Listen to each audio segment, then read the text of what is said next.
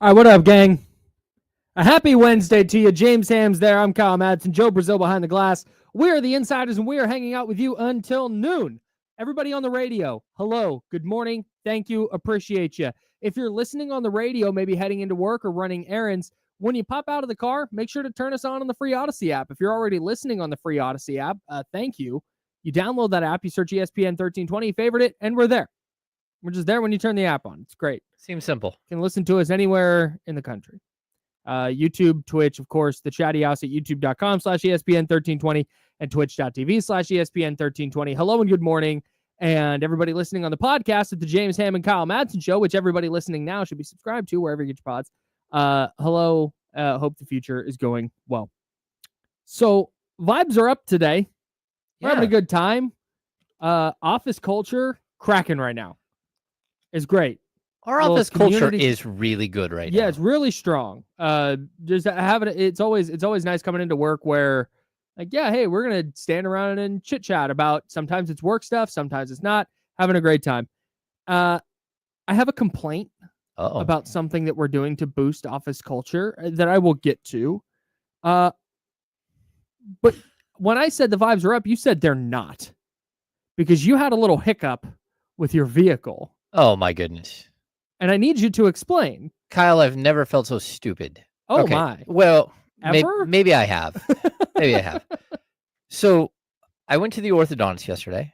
As one does. I'm going to do something crazy like straighten my front teeth. They used to be straight, but I had a wisdom tooth come in. And I'm looking at my phone and I'm like, okay, well, that's not good. I'm running out of battery in my phone. So I'm signing up like the contract and everything else to like for my orthodontistry as you do. And I'm looking, I'm like, oh, my phone's just about to die. Oh, it dies. Mm-hmm. No big deal. I can get into the vehicle with my wallet, of course. You know, I don't need my phone at all times. I go to get into the car and I look in the window and there's my wallet sitting on the seat. So I've locked myself out of the car. Okay, so hang on, pause. Yes. You have an electric vehicle. I have an electric vehicle. And your phone is your key? My phone is my key. But there's also like an actual car key. I have a credit card key, right? It looks like a credit card. Got it. Okay, it's not an actual credit card. Okay, got it. And it gets me into my car, right? Sure. No, I don't have that either. So I go inside and I'm like, hey, can anyone charge a phone? And they don't, of course, have the charger for my phone. Mm-hmm. So I borrow the lady's cell phone at the desk. I call my wife. She won't pick up a number she doesn't know, even though I called her twice really quick to see if she would pick up. Nothing. I had to have the orthodontist send out like an appointment reminder. And that appointment reminder said, James got locked out of his car. Can you unlock the car from remotely? Which my wife can do. And so I go out to the park.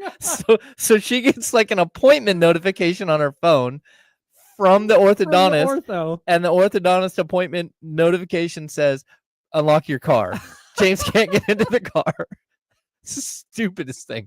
I swear. So I'm wandering around. Reply C to confirm. Yeah.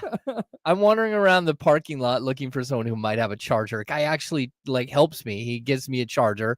And then I hear the car unlock from a distance and I go over and open the car and I'm in. And yeah.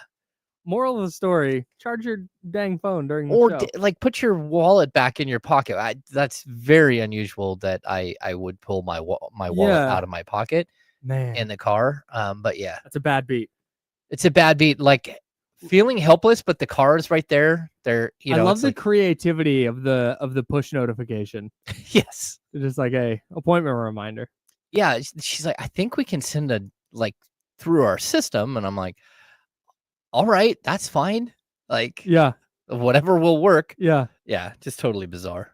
Shout out. This is a technology win and a technology loss. Yes. It's like first world problems, right? 1,000%. Yeah. I'll get to my complaint later. We gotta bring the vibes back up. Let's talk some hoop. I got a ton of basketball to get into. Got a little bit of NFL news. We're reaching the point where a week away in the NFL from the legal negotiating window. I hate calling it the legal tampering period. Yes. Because by definition, tampering is not tampering is the illegal thing. Mm-hmm. So to call it legal tampering means it's something else. It's like when I go to the bank and I say, hey, can I get a few dollars out of my account? And they give it to me. That's not a legal bank robbery. Of course That's not. just getting money out. So that means it's like, so the legal negotiating window opens. So if you hear legal tampering, they're referring to the same thing. Legal negotiating window, it opens a week from today. So you're going to start getting a bunch of NFL news, and we'll get into some of that with what's going on around the NFL. But last night in the NBA, of course, we're at the point of the season, March 5th, where we're scoreboard watching every night. Mm-hmm. And we're in a Western Conference. If the Kings were where the Thunder are, we would not be doing any scoreboard watching.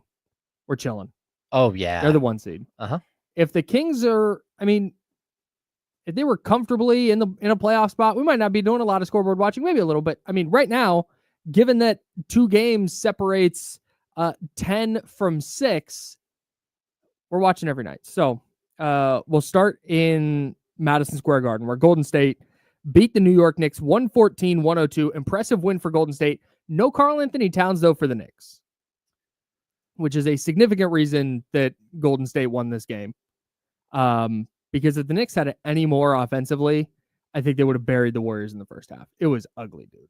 Yeah, the Warriors have a propensity to fall behind big and to blow big leads. Like, nothing feels like it's sustainable, and then somehow they win. Yeah.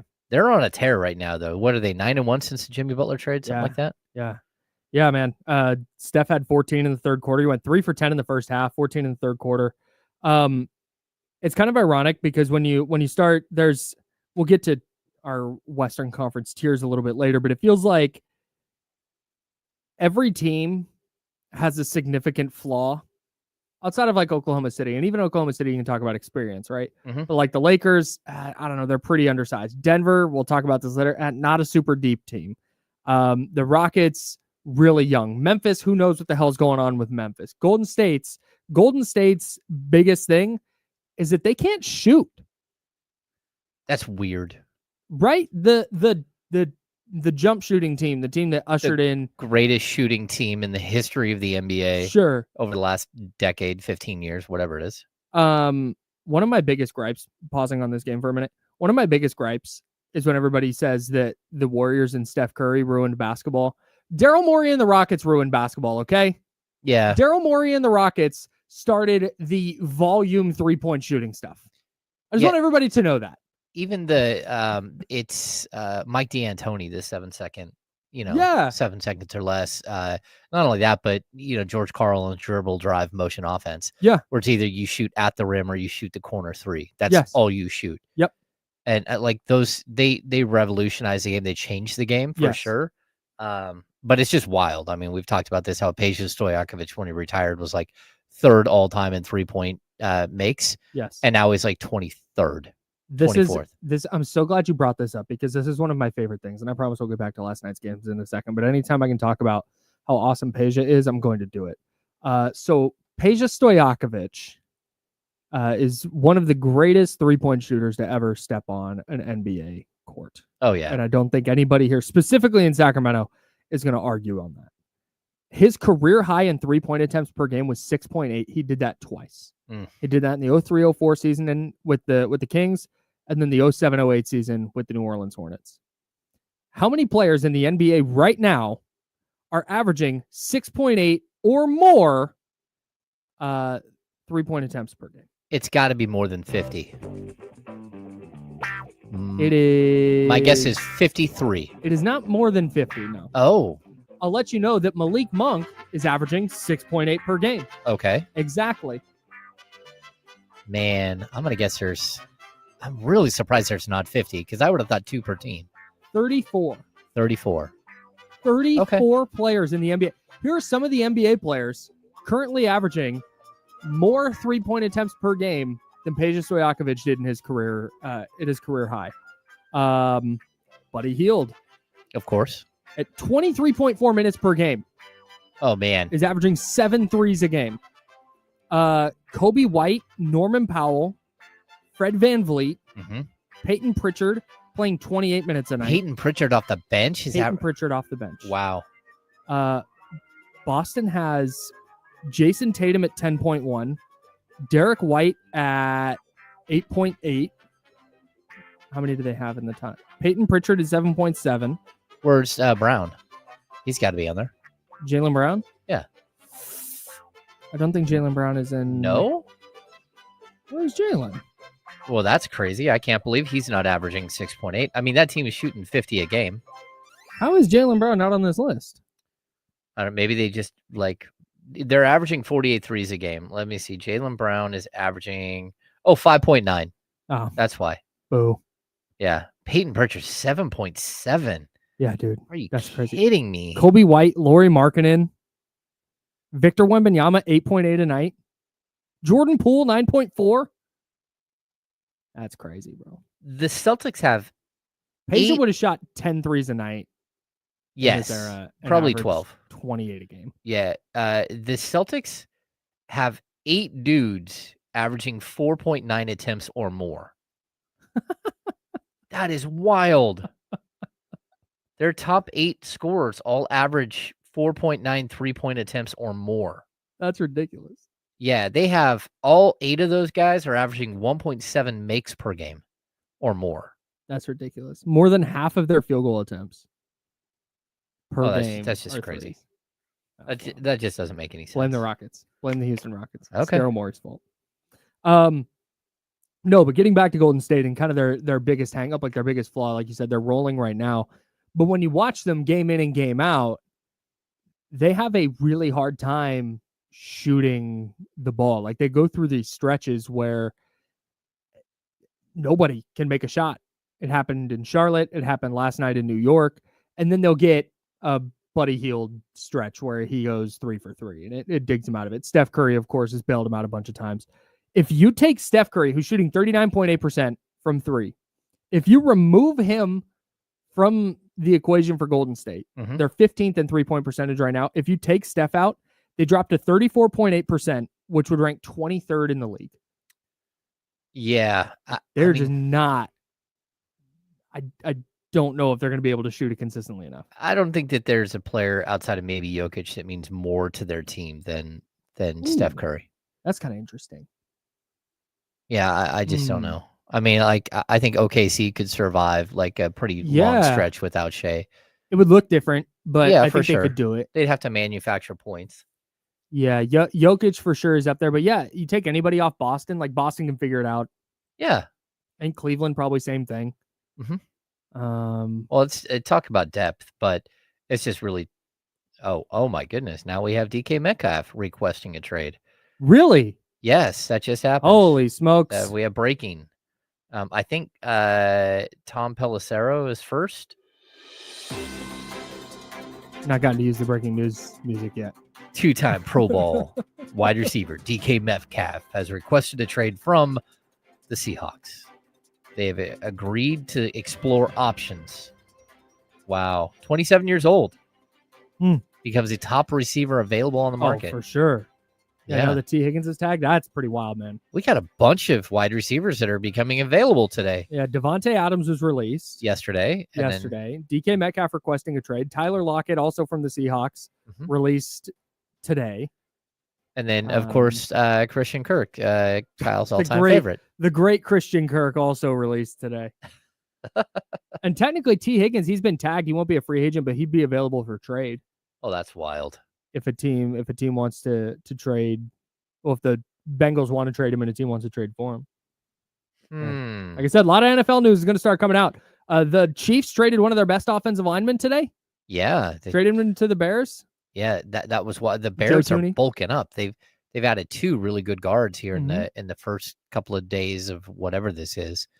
Yeah, it's just the pre-agency period. Yeah, they're the only one who's being active at all. Like nothing is official, by the way. No NFL trades that happen right now can be official until March 14th at like noon Pacific or 1 Pacific. I don't know. Doesn't matter. Anyways, yeah, we'll get to some of that NFL news for sure coming up.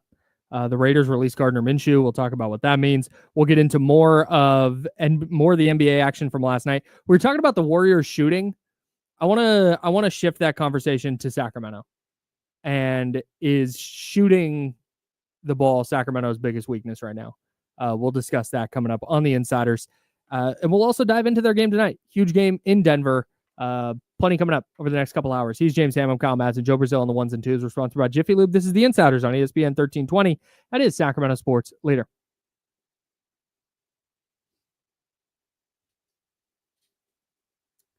Yeah, any former Seahawk is in play for the Raiders for sure. Unless Pete Carroll just really wore out his welcome, which I'm not sure is the case.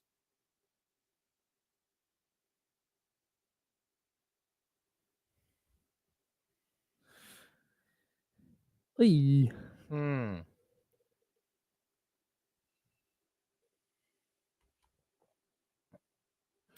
Did you guys see Leezy went on D-Lo Casey when I covered on Friday? He did really good. Who, what? Leezy. He went and sat down with D-Lo Casey for about 45 minutes. Oh, yeah? On Friday. He did really Nice. good. Yeah, I see him in the chat. So just wanted to shout him out, dude. You did great.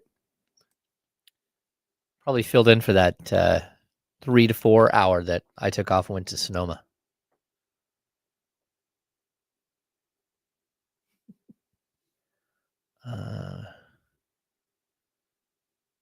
NBA guru Zach. I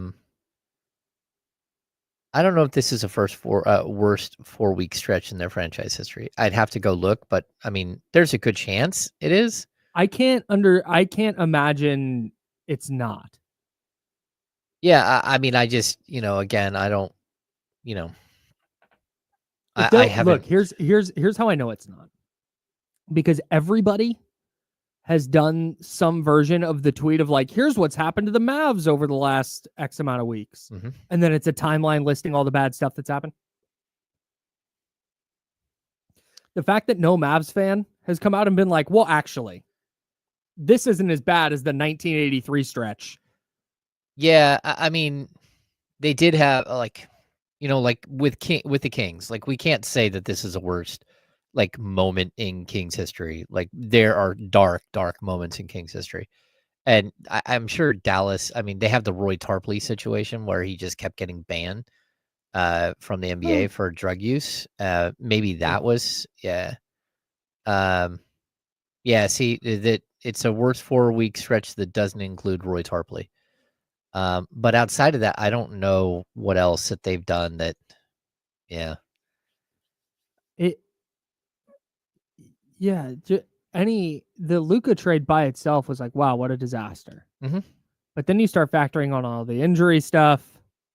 Oh, yeah. The injury stuff is crazy. And you start factoring in the fact that they went from the finals in June of last year, 9 months ago, to Luka's out, or no, I'm sorry, Luka's gone. Kyrie is hurt and might be done.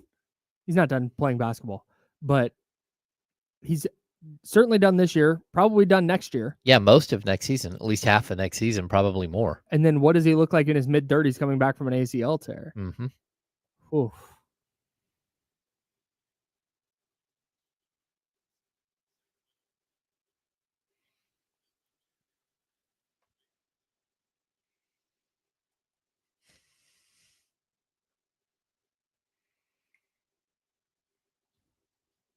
Now, back to the Insiders with James Ham and Kyle Madsen, brought to you by Jiffy Lube on ESPN 1320.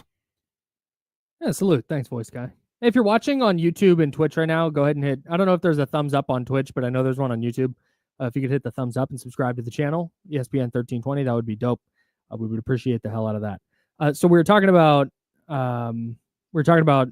Warriors Knicks, because the Kings, of course, rooting against the Warriors right now, chasing them in the standings. Of course. And we were talking about how Golden State is, man, I don't know if they can shoot. Like, I genuinely don't know if they can shoot well enough to either hold on to a playoff spot or to be dangerous in the playoffs. But I sort of think that this might wind up being the Kings' biggest weakness as well. The inability to shoot the three? Yeah, it's not that they don't like, because I wouldn't call them a bad 3-point shooting team. I think they're pretty middle of the pack. They were bad early in the season. Yeah, I mean, right. Okay, so they're 20th, but you're right. That's come up quite a bit. They're up to 35.1%. Yeah, and I think Keegan Murray, it's up to like 10 games, maybe a little bit more, that he's shooting over 40% from Yeah, three. yeah, he's been a lot better, and that'll buoy that. The thing I can't, I really struggle with is something we talked a little bit about yesterday, and it's the attempts per game. It's a 35.7 per game, and that's just something that. And again, this is not like a criticism. It's just if you see them running into issues, I think that's kind of where it is, where they get into a playoff series and you're facing a team that's going to shoot it 40 plus times from beyond the arc, and you're shooting it 30-ish times from beyond the arc. Like, at some point you run into math. Yeah, I mean, the only way to get through that math is to be extremely efficient and get to the rim and score at the rim like nonstop. And the and Kings, get to the free throw line. Yeah, the Kings right now, they're fourth in the league in 2-point field goal makes per game. They're 8th in 2-point field goal percentage, and they're 7th in attempts. But that 20th in 3-point attempts and 20th in 3-point percentage, they're pretty consistent as far as like they're 21st in makes, 20th in attempts, and 20th in percentage. But I would guess that number has come up, and like Doug Garcia said, he wants 53-point attempts per game. He really wants more like 45. Yeah. But he's trying to get that number at least to 40. Yeah. Right. And some nights it works and some nights it doesn't. I think the only thing that really matters is that you are able to score like on a consistent basis, because efficient offense leads to better defense. And so I think they're getting better at that. And like we talked about this like maybe a week and a half ago, that all of the advanced statistics were like weighing so heavily against the Kings at that point. And they've turned the corner. All of those things since the Zach LaVine trade have leveled out. Their offensive rating, their defensive rating are much better.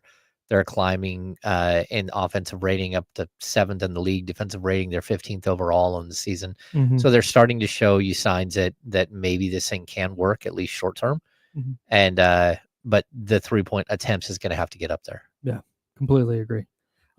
So the Kings couldn't get any help from the Knicks last night. They did get some help from Tyrese Halliburton and the Indiana Pacers. Hell yeah. The Pacers knocked off the Rockets 115-102.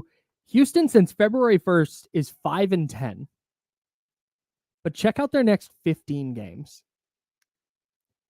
At New Orleans, home against New Orleans, Orlando, who's sliding, Phoenix, Dallas, Chicago, Philly, at Orlando, at Miami, Denver, Atlanta, at Utah, at Phoenix, at Lakers, Utah.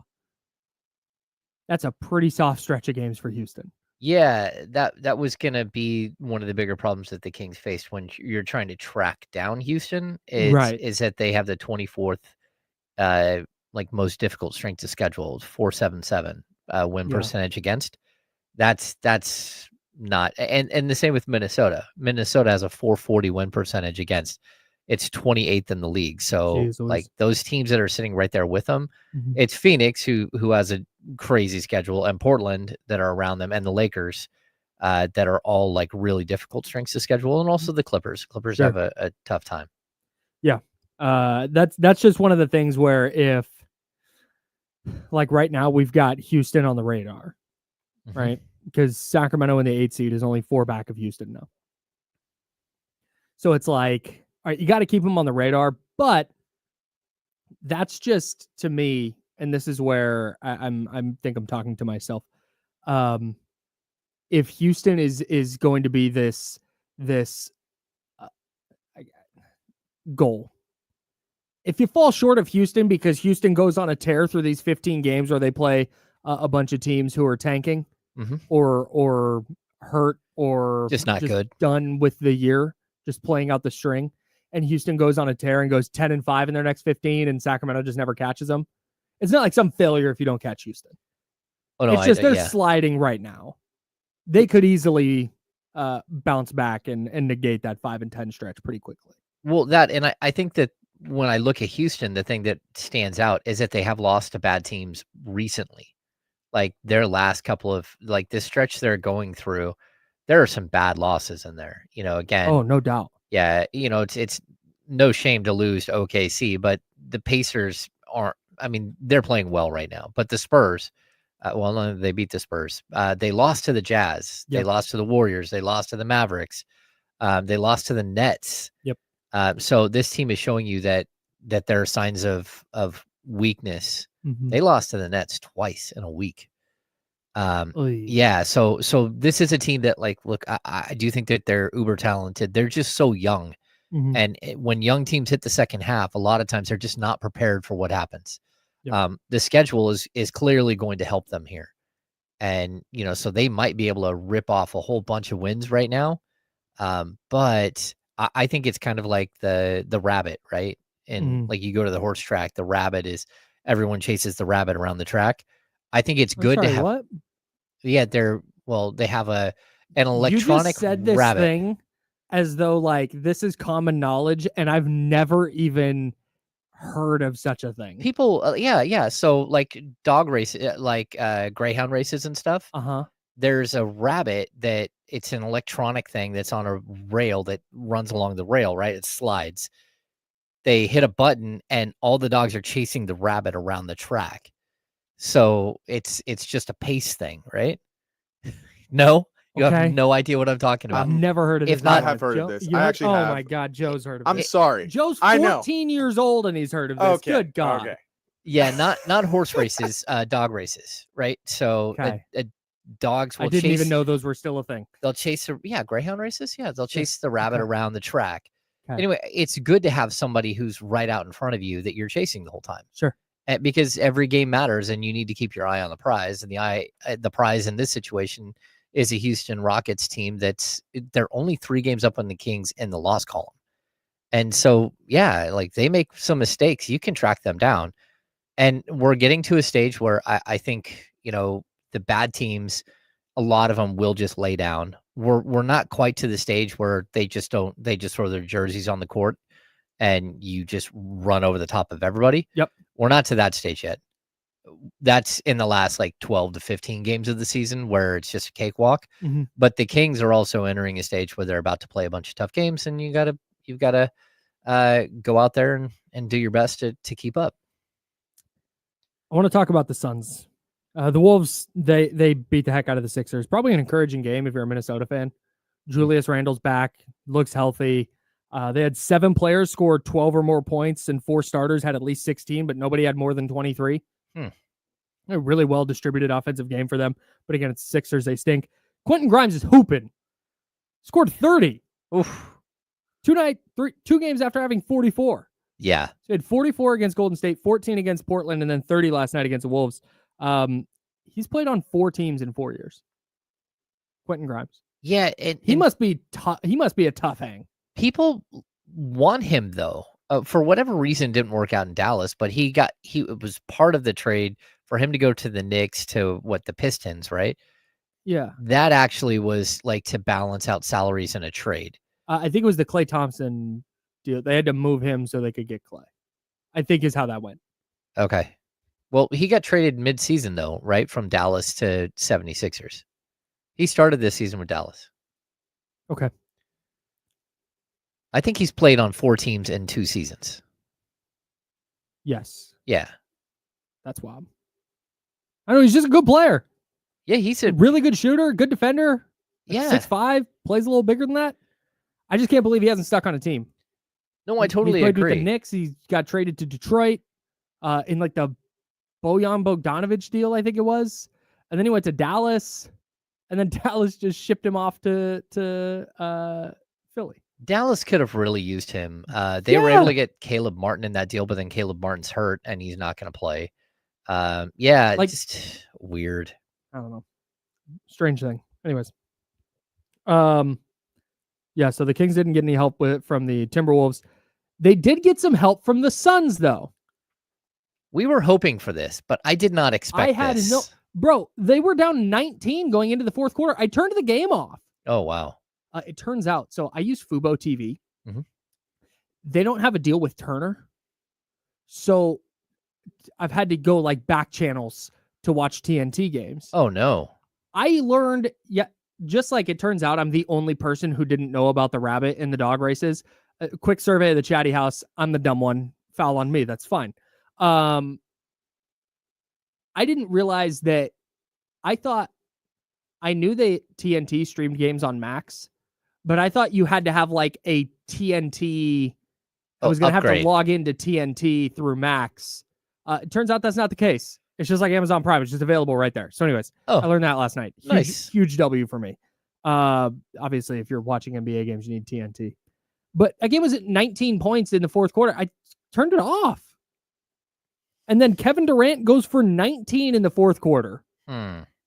They outscored Dallas by, they outscored LA by 21 in the fourth to win by 2.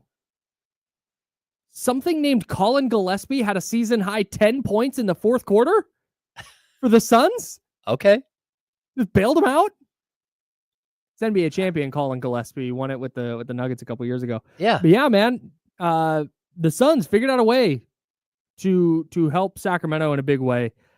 Sacramento now a half game ahead of the Clippers in the standings. The Clippers, who like 3 days ago were in the 6th seed, are suddenly 9th.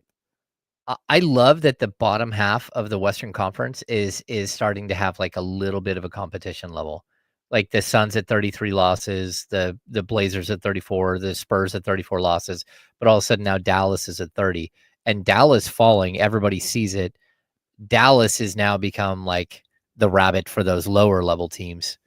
There's a bunch of teams who are looking at this and going, oh, we can get to that 10 seed. And if you get into the play-in, who knows? You know, you win one game, you get to play again, you win one more, and you're in the playoffs. And so, like, for a team like Portland that has decided that they're not just going to fold up this season, it makes sense for them to push. A team like the Suns, like, you don't even have your picks. Like, what are you doing? Yeah. It does make sense for them to push. And we'll see. I think that, again, the lower part of the Western Conference is going to be really competitive down the stretch outside of like New Orleans and the Jazz. So Golden State is the number 6 seed. They're 3 games back of Houston for the 5. Minnesota is a half game back of Golden State in the 7. Sacramento's in the 8th spot, a full game back of the Warriors. The Clippers are a game and a half back of the Warriors, a half game behind the Kings in 9th. And then in 10th is Dallas, 2 back of the Warriors. But the reason the Suns win last night is notable to me is we'd kind of written them off. But I wonder if the Kyrie Irving injury and the fact that Dallas looks cooked, looks as cooked as they can look, if the Suns are all of a sudden looking at that spot and going, hey, we can rally around this and go get this 10 seed now. Yeah, why not us? Yeah. And maybe they just, I think they all hate each other and maybe it won't matter. But man, if you needed any kind of motivation, if you were the Suns and you thought your season was just kind of over, I wonder if they become dangerous down the stretch. Like, that's the thing is Phoenix has always been a team that when you look at Devin Booker, Kevin Durant, Bradley Beal to a much lesser extent. They bring in Nick Richards, who I like a lot. Like Bol has had his moments this year. What's his name from Duke? Help me out. Had a career year last year. Signed into a big contract. Grayson Allen. Thank you. Goodness gracious. Grayson Allen who can get hot from 3. Man, Phoenix could. Tyus Jones. Man, Phoenix could be a little bit of a problem, and they just haven't been. It doesn't make sense that they've been this bad. Yeah, that's why I think they hate each other. Yeah. I'd say the one downfall for them is the 590 strength of schedule remaining is like, it's so much worse. The Kings are second at 553, but that's like that's 590 winning percentage is just ridiculous in the final 20 games. Yeah, you're playing almost 600 against 600 ball clubs every single night. The bad teams that they have left on the schedule are the Raptors, the Bulls, and the Spurs. And they have one game against each of those. They only have 3 easiest opponents. That's all they have left. Yeah, it's brutal. Man. And I'm not, like I said, I'm done worrying about them as far as the Kings go. Yeah.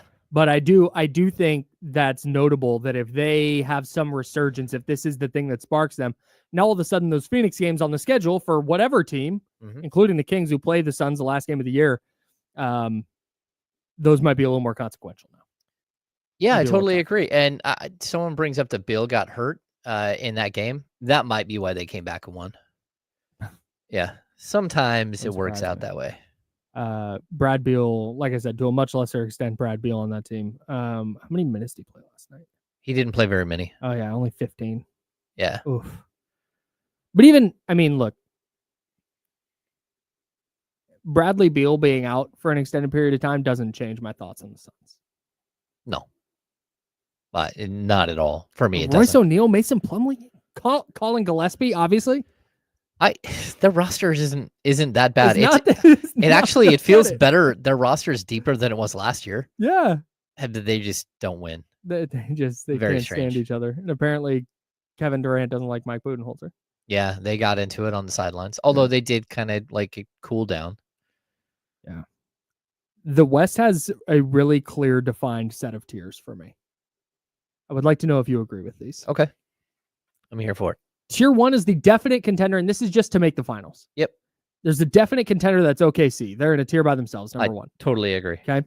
Tier 2 are the 2 and 3 seeds, LA and Denver. Yep. And those are like on the verge. Mhm. If you told me one of them went to the finals, I wouldn't be stunned. By themselves in tier 3 are the Memphis Grizzlies. Okay. Because they don't fit with the Lakers and the Nuggets for me.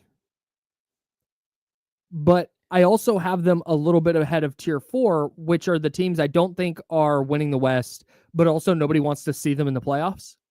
And that's that group of Houston, Golden State, Sacramento, Minnesota, and the Clippers. Yeah, I mean, you have to put them above that tier just because of the standings, the way that it is. And you can't put them in the top tiers, the top 2 tiers. And I agree that there is two top tiers, right? Yeah. I don't know where you put Memphis. I have no... You could convince me that Memphis gets boat raced in the first round, or Memphis went to the finals. I would believe either of those things. I don't think they'll make it to the finals. I just think that we have no idea who they are still. And that to me is really strange. I mean, we all know that, again, Taylor Jenkins teams, they play really, really hard, right? They give you everything they have for 48 minutes. And it's such a rare thing in the NBA. And they have tons of talent, again, John Morant and Desmond Bane is incredible. Jaren Jackson Jr. is probably going to win Defensive Player of the Year. Yeah. So they do have talent. I just how does this all piece together? Because I look at the Kings who have, 3 20-point per game scorers.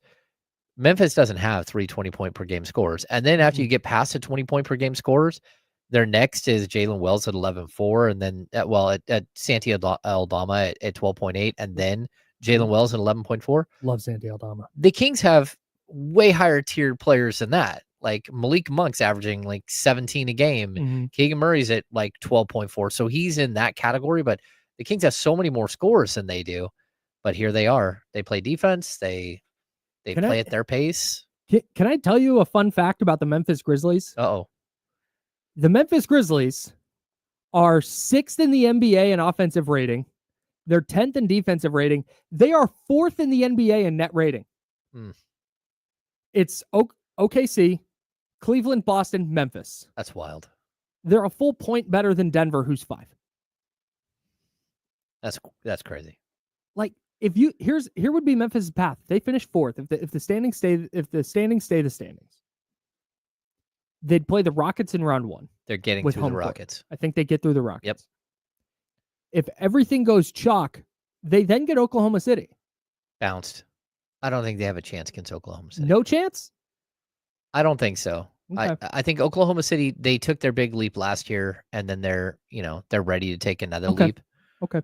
I don't know. I think I agree with you. I would pick Oklahoma City in that series. Okay.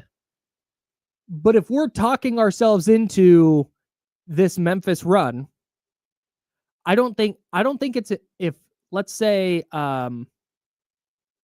it's Golden State. Let's say the standings are the same. Golden State's a 6. They play Denver. They somehow get past Denver. I'm not picking the Warriors to beat Oklahoma City. No.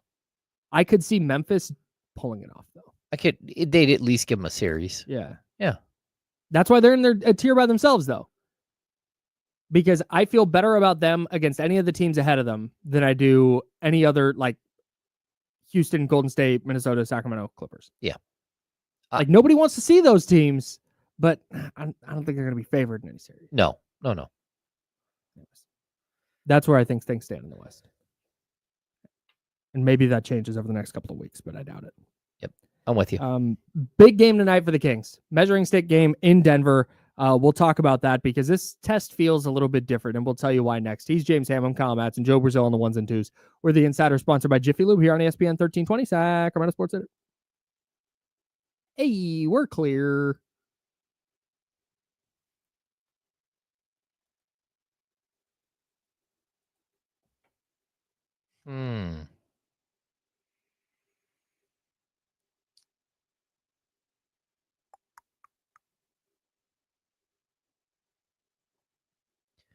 What's going on, everybody?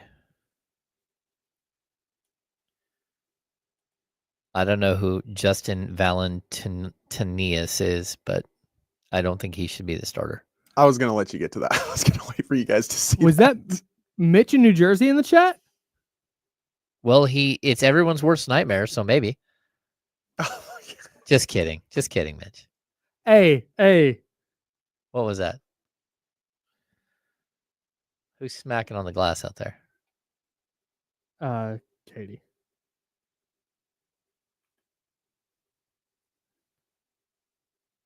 Telling her to come back in here? No. No.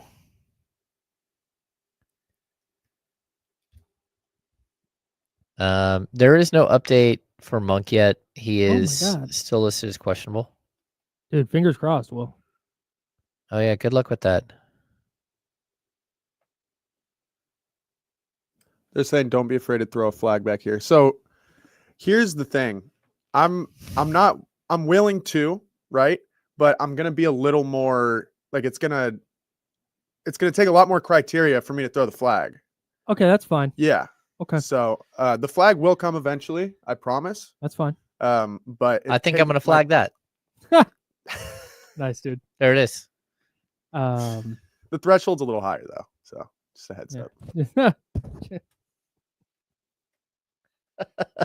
All right. Very good. Thanks, Joe. You're crushing it. Zabo, that's just ridiculous. This is good. This is a great question. What is the most improved player award? Because to me, Cade Cunningham, who was really good, going from really good to like, man, that guy's awesome, is so much different than guy who averaged like Kobe White should have been most improved last year. Okay. Like Kobe White went from a guy who was like, hey, I don't know if I really see it, to he's scoring 20 plus a night. Like to me, it's a leap. Yeah. That goes beyond like that. That is supposed to, for me, the spirit of that award is, hey, nobody really thought about you, and then you forced your way into the conversation. Yeah, I mean, Cade Cunningham was the #1 overall pick. He was good last year. Yeah. And he's gotten like a lot better. Like I don't get it twisted. He's gotten better this year to be sure, but the spirit of that award to me is not good player on upward trajectory, continued upward trajectory. Yeah, I mean, he's taken like the standardized leap. 17.4, 19.9, 22.7, and 25.3. Yeah. Like he's a really, really talented player. This but is the exact. But didn't Tyrese Maxey win it last year? Am I making that up in my brain? No, it's possible, but Tyrese Maxey took a huge leap. Tyrese Maxey went from 20.3 to 25.9. Okay. He went 17.5, 20.3, 25.9. Now he's 26.3. Okay. Like he to me, did win most improved right. last year. Like to me, the award is for, so Tyrese Maxey was a rookie in 2021. He scored 8 points a night. Shot 30.1% from three. The next year he shot 42.7% from three and scored 17.5 a night. I don't know.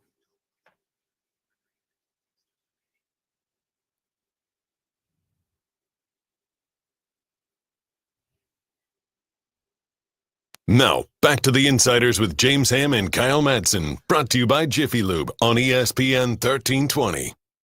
I'm Kyle Madsen. He's James Ham. We're sponsored by Jiffy Lube. Kings Nuggets tonight at Ball Arena. Look, man, this is a big-time measuring stick game for the Kings. Oh, I totally agree. And if we're going off my tiers being correct, this is a little bit different measuring stick game. This is not to take away. I don't say that to take away from the win over Houston. The Houston win was awesome. Really, really excellent box to check. But Denver is a second tier team for me. They're a top 3 team in the West. They're a team that if you told me they went to the finals, I would not be shocked. They have the player who's not going to be, but maybe should be the MVP of the league on their team. They're in a fight for seeding in the West. They're trying to win. They're at home. This is a really, really tough spot for the Kings. And for me, it speaks volumes about where Sacramento has come over the last couple of weeks. That 2 weeks ago, had they played this game, it would have been like, can you not get blown out? Can you just play well? I don't even need you to win. To now all of a sudden I go into this game, I'm like, hey man, I'm not chalking it up as an L. No, and I mean, the Kings are riding a 4-game win streak. They're playing a team that they haven't beat this season. They're 0-2 against them, but that they had great success against last season. You match up perfectly fine with Valanciunas defending Jokic. That'll be, something we'll talk about. But there isn't a lot of reasons to believe that that Denver is just so much better than the Sacramento Kings at this point. The Kings are rolling, and again, Denver's done a nice job of stringing together. They had this big win streak. They put up 9 wins in a row. But again, it was very similar to the Kings' last 9 games, where they didn't really play a whole lot of legitimate star-studded teams. And now here they are, just kind of win one, lose one, win one, lose one. And, Michael Malone hates to lose against the Sacramento Kings, but he's done it quite a few times since taking over that team. And I think this is a gettable game. It is the final game of a 4-game road trip. And it's been a long road trip because it's a road trip that's been spaced out. So the team hasn't been home in probably well over a week. But now you're looking at, can you find a way to have a 4-0 road trip where probably no one expected you to have that type of road trip after, you're not only the last game before the All-Star break, but the first game coming out of it. Yeah. And to your point, their winning streak was Philly, Charlotte, 2 against New Orleans, Orlando, who's not playing well, Phoenix, 2 against Portland, and then Charlotte. They got smoked by the Lakers at home. And Nikola Jokic said after that game, maybe that 9-game winning streak was just us beating bad teams, and then we played a good team, and it showed us who we really are. Yeah. Something to that effect. Ugh. But then they go beat the Pacers. A nice little win on the road. Lose to the Bucks. This is the win-loss pattern you're talking about. And come back, beat my Pistons. All right, good win on the road. Beat the heck out of them. Beat them by 15. Come back against Boston. Really good game in Boston. Fell behind big and just couldn't quite get back over that hump against a team like the Celtics. They lose that one 110-103. So the goal for the Kings tonight is break that pattern and give them a second loss in a row. Because they haven't lost 2 straight since January. Yeah, that would, and again, the Kings are what? They're 9-2. Is that what they are over there? Or are they 7-2 over their last 9? Something like that. Either way, they're at a point in their schedule where they've started to string together 7-2 in their last 9. Yeah, they've started to string together a nice run that's helped them build. Again, that's 5 games over 500 during that streak. They're starting to build something, and you got some winnable games after this. So what you don't want to do is let off the gas and just say, hey, we're not going to beat this team. It's at elevation. It's the last game of a road trip. There are no more excuses for this Kings team. They have to go out and play every game like it's their last one. And I think what we've seen so far is not just wins, but beating the brakes off of teams, just absolutely trashing teams. And that's a point where we were hoping that this team would eventually get, barely holding on to beat a Dallas Mavericks team in overtime, or barely beating the Pelicans. We had some harsh criticism for that because those aren't good teams, and they're teams that are in turmoil or missing a bunch of players or whatever. And you're not beating them the way you should be beating them. That's building confidence. A win is a win, but it's not building confidence. I think the last 4 games, it's built confidence. You played a Charlotte Hornets team and you thumped them by 42 points. Yeah. You play a Jazz team and you thumped them by 17, and it wasn't even that close. No. Right? No. again, you beat the Rockets by 10, and that Rockets team is a playoff team that's above you. Mhm. And then you absolutely thump the Mavericks. You're showing that you're just way better than teams right now. And to me, that's a very good sign for this Kings team. Whether you're playing good teams or not, what you need to do is against bad teams is take care of business. And I feel like they have. Yeah. And now they get to finish their road trip, potential 4-0 road trip against a very good Nuggets team. And again, it's not like if they lose tonight, it undoes everything that all the momentum they've built. But for me, if you go in and all of a sudden you beat Denver, now you're riding a 5-game winning streak. You've just knocked off the number 3 seed in the West. That's a legitimate measuring stick game where I will it'll feel more real to me, like, oh, hey, they are climbing. They're not just staying in the mix in the West. They are going the right direction. And we'll of course dive into that tomorrow. Let's get to the injury report first. Okay. Domantas Sabonis still out. Malik Monk is questionable with a toe sprain after getting his foot stepped on at the end of the first quarter against the Mavericks. The Nuggets, everyone's questionable. If you play for the Nuggets tonight, you're questionable unless you're Julian Strawther, who's out. Yeah, I mean, it's crazy. Like Jokic, Gordon, Kankar, Zeke Naji, Watson are all questionable for tonight. Jokic has a ankle inflammation or soreness. Okay. It's possible Jokic doesn't play. And if that's the case, again, the game doesn't get just way easier. This is still a very talented team that can beat you. But if Jokic for some reason doesn't play, this would actually give the Kings a leg up. Like this is, he is so good, and his on-court, off-court is crazy. I want to let everybody know right now, if Malik Monk doesn't play and Keon Ellis starts, which is my expectation, right? It's the case. And they go out and win and play really well, specifically the starting group, I'm going to be obnoxious about it.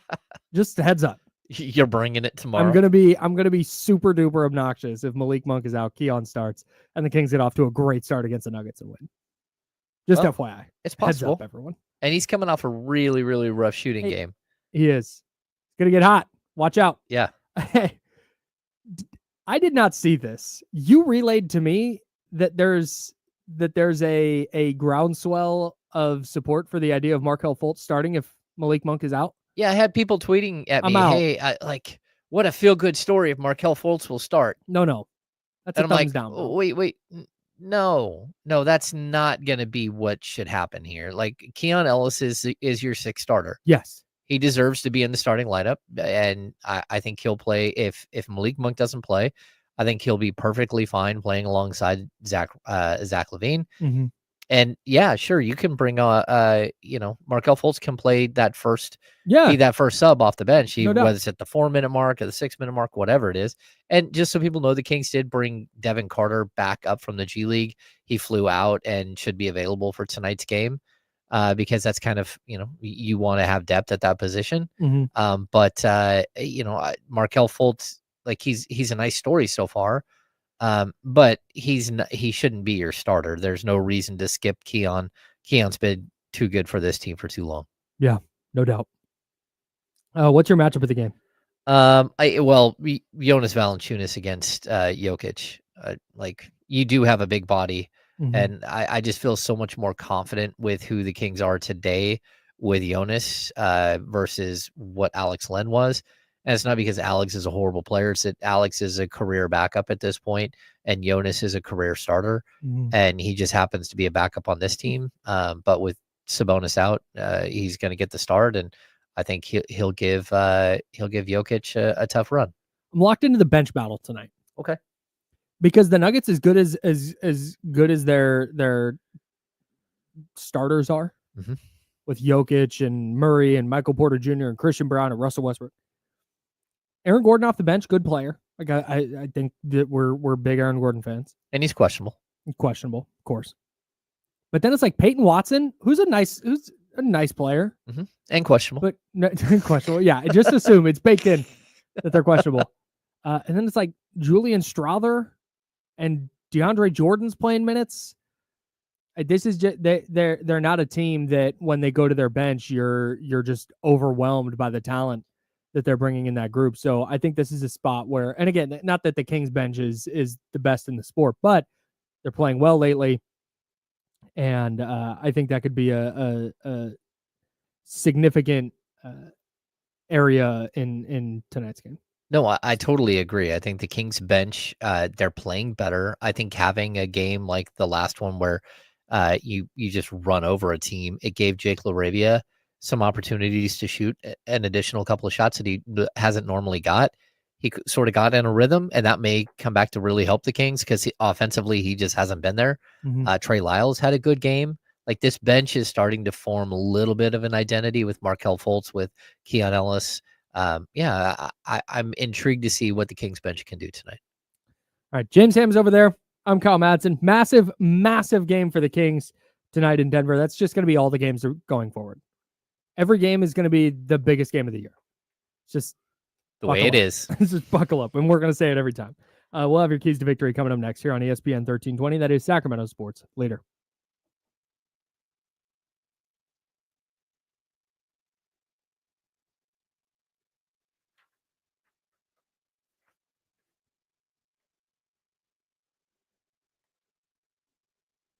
Hey, this basketball season, when your favorite stars score buckets, we're alley-ooping you an opportunity. I'm not going to do it. I was going to try and just do the read outright. I'm not going to do that.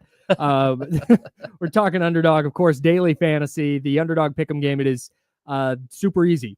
You choose whether a player go higher or lower on one of their stats, points, assists, rebounds, three-pointers made. They got a ton of stats. They do it by quarter. They do it by half. They do them live. They've got all your favorite leagues, teams, and stars to choose from. You can make a lineup that is only basketball picks. You can mix and match other sports. Here's the lineup I'm rocking with tonight. And again, keep in mind, I went 4 for 4 with my last lineup.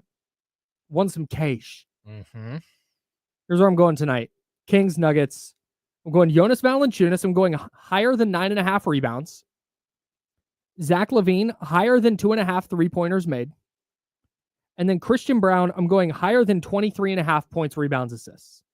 I think the Kings are going to struggle a little bit containing Christian Brown, and that's my lineup. You can ride along with me on those. You can fade me, but either way, I think you'll have a blast playing on Underdog. So download the Underdog app and sign up now using promo code KyleM to unlock a special offer of up to $1,000 in bonus credit when you make your first deposit. Join in on the fun when you sign up with promo code KyleM. Claim your special offer today and get up to $1,000 in bonus credit instantly upon first deposit. Must be 18 plus and present in a state where Underdog Fantasy operates. Terms apply. Void in Colorado. Concerned with your play. Call 1-800-GAMBLER or visit www.ncpgambling.org. In Arizona, call 1-800-NEXT-STEP or text NEXT STEP to 53342. In New York, call the 24/7 Hope line at 1-877-8-HOPE-NY or text HOPE-NY. Nailed it. I'll be right back, James. All right. Malik Monk has been ruled out tonight per our friend. Son of a... I'm leaving then. Chris Biederman. Also, the Las Vegas Raiders are signing Pro Bowl defensive end Max Crosby to a 3-year, $106.5 million extension that includes $91.5 million in guaranteed cash, making him the highest non-paid non-quarterback in the NFL. That is huge.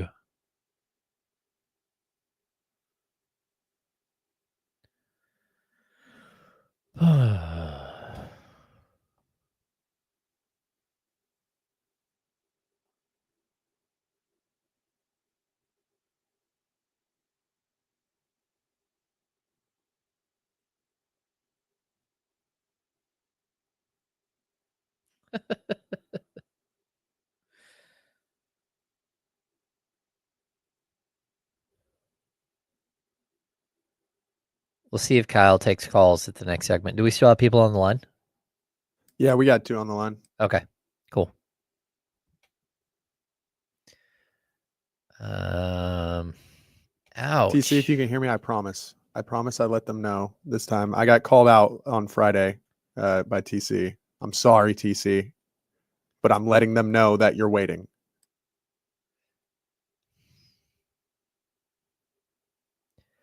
Well, we just know that TC is going to come up with another clever way to get Kyle Shanahan fired. That's all. And Oldie wants to fade TC.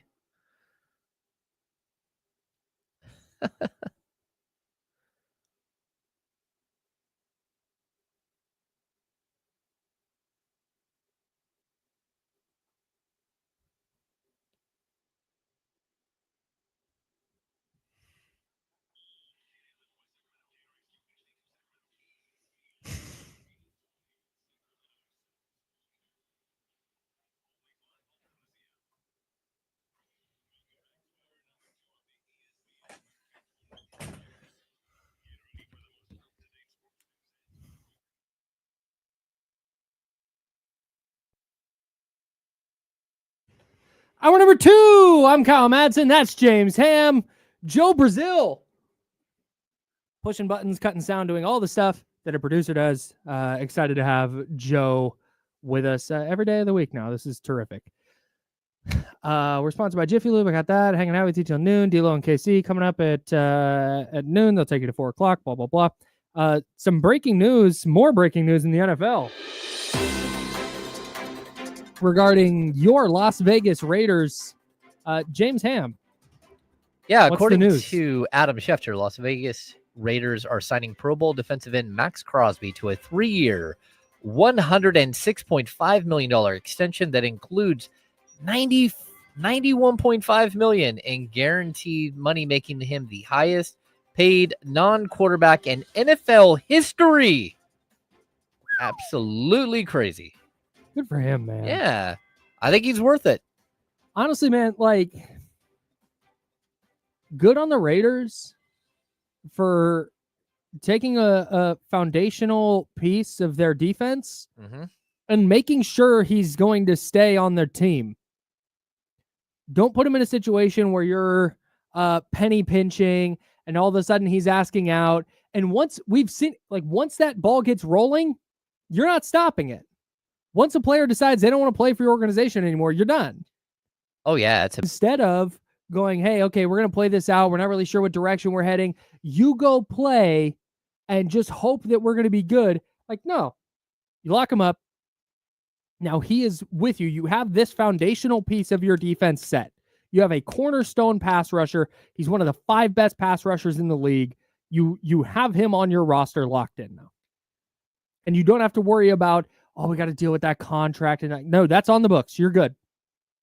Now you can build around him. This is a great start for the Raiders. I love this for them. Yeah, I totally agree. I mean, they have a lot of work to do this offseason, but they did a great job last year as well, adding the big defensive lineman, Wilkerson. Is that who they added? Yeah, Christian Wilkinson. Yeah. So that was another big piece. Yeah, Wilkinson, right? That was huge. And this is how you have to build a team. You got to go interior. You got to get your defensive line set. You got to get your offensive line set. They've got to find a quarterback, and I don't know who that is, especially after they waived Gardner Minshew. But that is it's a big move. It's stability for a team that realistically needs some stability, and sometimes it's got to start with player stability. And you tied up a good one here. This is, man, Diamador Lenore, 49ers cornerback, speaking of edge rushers, tweeted 12 minutes ago, Miles, with a bunch of L's, a bunch of S's, and an eyeball emoji. Uh-oh. He's got to be trolling. Oh, maybe he is. Although with all the weird NFL stuff, so DK Metcalf has requested a trade. Tyler Lockett has been released or is going to be released. Christian Kirk has been released. Devontae Adams has been released. Max Crosby's gotten a new deal. Gardner Minshew is going to be released. You mentioned that. Mm-hmm. It's not even, we're a week away from anything actually happening in the NFL too. Oh, it feels like the a cut legal down negotiating window. Yeah. Yeah, Metcalf asked for a trade. Yeah, like it's just like it's wild out there. Man.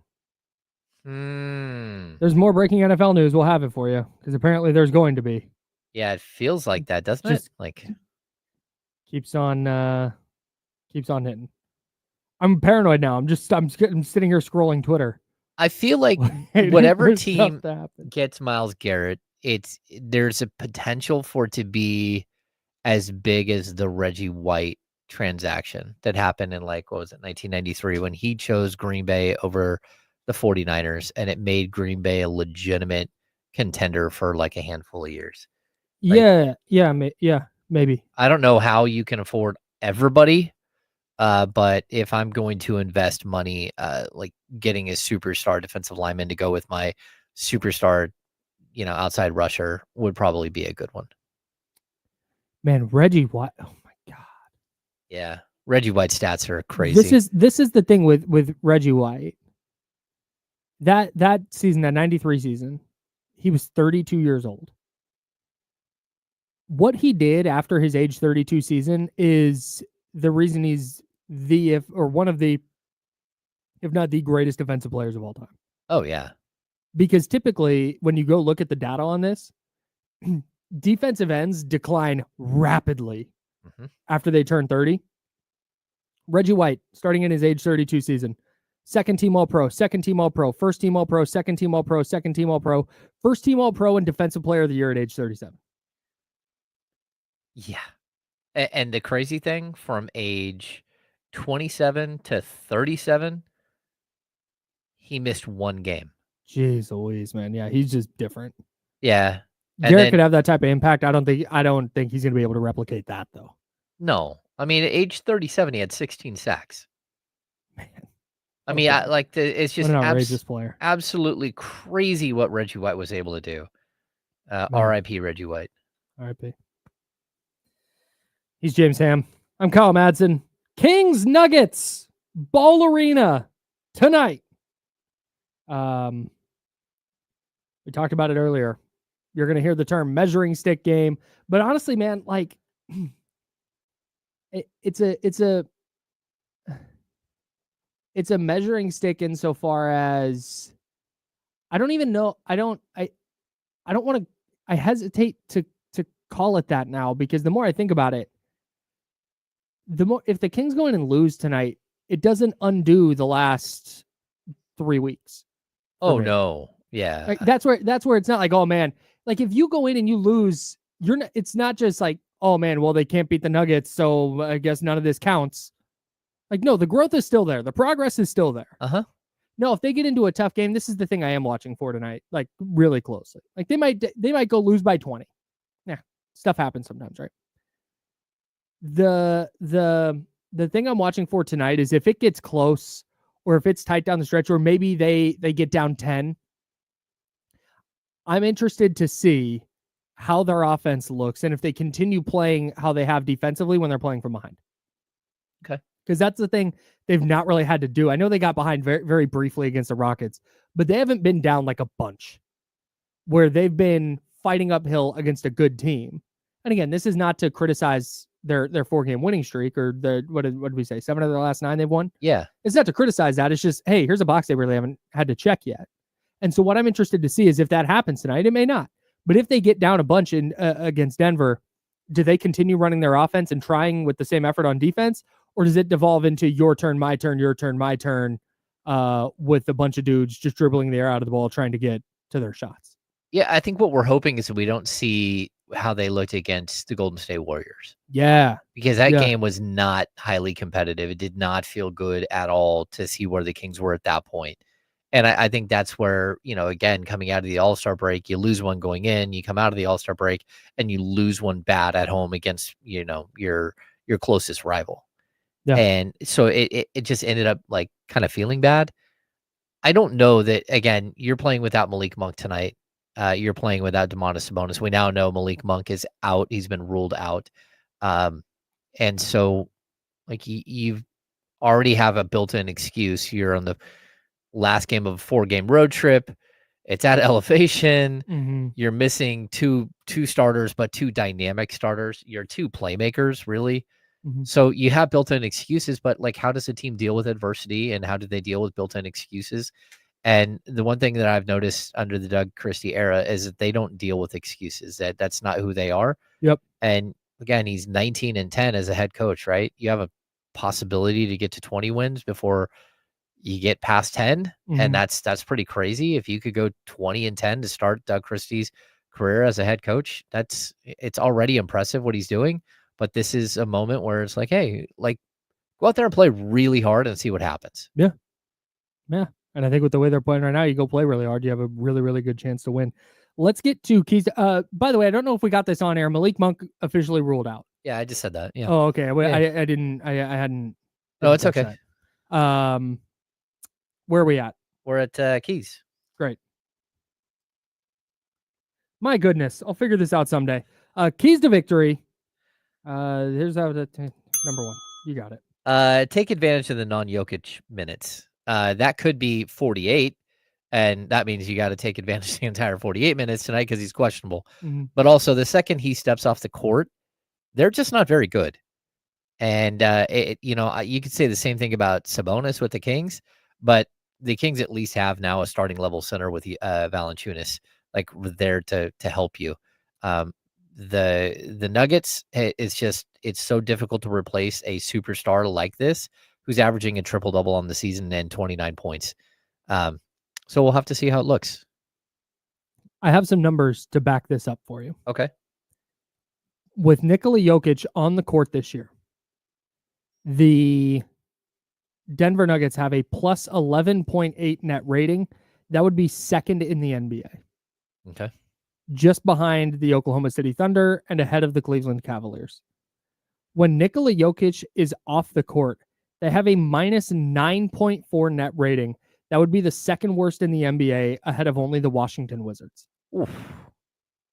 Yeah, he matters. They are horrible when he is not on the court. I love that key. That might be the biggest key. Number one for me, just don't forget about Jamal Murray. Still a good player. Yep. I know he's not, he had a really bad Olympics. He's averaging a career high 21.4 points this year, but I feel like during the regular season, there's so much oxygen taken up by Nikola Jokic's dominance that it's really easy to forget that, like, hey, man, Jamal Murray can get you. Yeah, if you get playoff Jamal, you're in trouble. Yep. And if Jokic doesn't play, I expect to see playoff Jamal Murray. Yep. Like, he comes out looking to score 30, and he is a knockdown shooter. And when he gets hot, you're in trouble. Yep. Number two for me is defend the three ball. The Nuggets are third in the league in 3-point percentage. They're also first in 2-point percentage, and we saw this earlier this year. Like, during their win streak, they beat a team where they scored like something crazy, like 88 to 46 points in the paint. Oh, yeah. Was it Portland? I can't remember. Maybe it was. They beat the hell out of somebody. Yeah, and it was so dominant at the rim that, the Kings are going to have to figure that one out. And Valanciunas is going to have to stay out of foul trouble because that's what they like to do. They lead the league in 2-point field goal percentage. They do score a ton at the rim. They take a lot of shots at the rim. This is one of the better the offenses in the league. They're number 2 overall in offensive rating. This is extremely talented team. Yeah, and it's not just because Jokic is really good at scoring at the rim, like he is, but man, they get those lobs to Aaron Gordon. Christian Brown's really good at getting downhill and touching the paint. They're just a really effective team scoring around the basket for sure. But man, if they start getting hot from 3 too, it's trouble. Yeah, that's where you start getting run out of the gym. Yeah. Number 2 for me, Jonas Valanciunas stay hot. He's been really good in a starting role. With Domantas Sabonis out, I think he's averaging like 14.5 points and 11.5 rebounds. You need that again tonight. I don't think he's not going to win a matchup against Nikola Jokic, but you just need effective minutes. Yeah, I'm with you.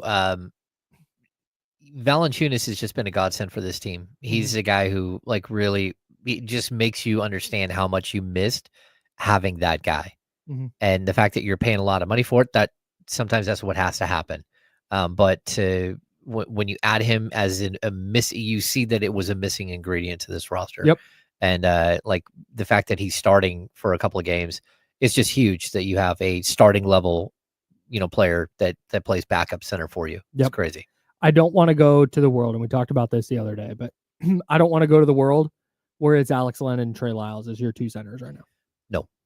Sounds horrible. Yeah. Don't want to deal with that at all. Number 3? Yeah. Number 3 for me is you have to create your own energy in this game. Monk is not playing. Domantas Sabonis is not playing. Someone needs to create energy with this group, and I believe it's going to be Keon Ellis. But Markelle Fultz needs to come in with that energy. Jake LaRavia needs to come in with that energy. Trey Lyles needs to have another game like he did last game where he had 9 points, 9 rebounds, and 6 assists. Like, whatever you're doing, you need to find somebody who's bringing the juice because this team usually thrives off of that, and not having Monk is a big deal. Number 3 for me, I need less or fewer than 13 turnovers. Yes. Please. You cannot give the ball away. You cannot let them get out on the run. 7 turnovers. Is going to be Yeah. yes. They had 7 against Dallas. Yep. I'm not asking for only like if he can do 7 again, great. Mhm. But just need less than double that. That's right. You can get Less than 12 triple that. way less than triple that. Yeah, 12, 13, like okay, you can survive that. If you start getting up 15, 16, 17, 18 turn, Denver can really make you pay. Oh yeah. So that's the other one. You got to like turnovers are always key, so I try not to use it as a key, but especially tonight, you need that number to be very, very low. Mhm. Anyways. Yeah, same 3 keys every night. Shoot the 3 ball well, defend the 3, don't turn it over. That's right. You got it. That's James Ham. I'm Kyle Madsen. Hopefully the Kings win tonight. Tomorrow's going to be fun on the Insiders at 10 a.m. If the Kings do make it a 5th win in a row tonight against the Denver Nuggets, but win or lose, we'll be right here breaking it all down for you on ESPN 1320 at Sacramento Sports. Yeah, we are. My bad on that, dude. I was deep diving something and completely spaced on the Malik thing. Oh, no stress. No My stress. bad. Drew down. I don't think that Valanciunas is a lot of money at 10 million. I think having over 50 million wrapped up in a center position is a lot in the NBA by NBA standards. And so that's why I say that. We're going to talk about this. I have lots of thoughts on this. Yeah, because I honestly think like going out and getting Valanciunas was, the right move. Whether I knew he would work out with, again, you're not being able to play him and Sabonis major minutes. I think we've only seen him play together twice since the trade. Yeah, that was weird. They pulled that arrow out of the quiver super fast, and then it just never gone back to it. Yeah, and then Sabonis got hurt. And when they did go back to it, they went back to it in weird situations. Like twice they've gone against teams that are going smaller, and they just put 2 giants on the court and said, all right, well, we'll see your small players and we'll raise you to, 14 feet of Lithuanian.